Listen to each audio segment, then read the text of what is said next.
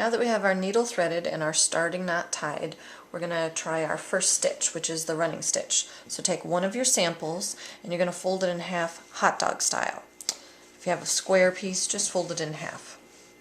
Whenever we're sewing, we want to make sure that we hide the knot. I should not see your knot. So when I fold it, essentially I have two pieces of fabric here. I am going to start at the fold.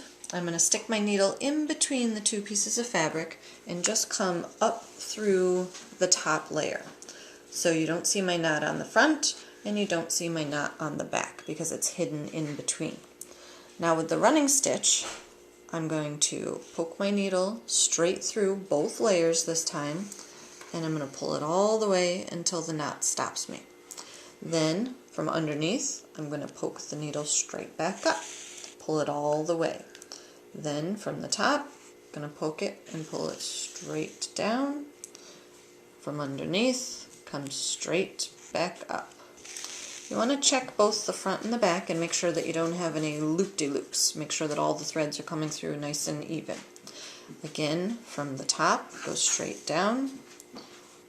From the bottom, come straight up.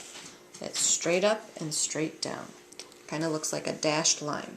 You're going to start at the fold and you're going to sew straight up from the fold until you get to the corner, and then you'll turn the corner and continue sewing until you run out of thread. Straight down, straight up, straight down, straight up. The rule of thumb, or I like to call it the rule of pinky, is you don't want your stitches any wider from one stitch to the next than the width of your pinky. If you've got a really big pinky, just go smaller than that. So from one stitch to the next, it shouldn't be any wider than the width of your pinky. We're also practicing and trying to get nice straight lines with our stitches.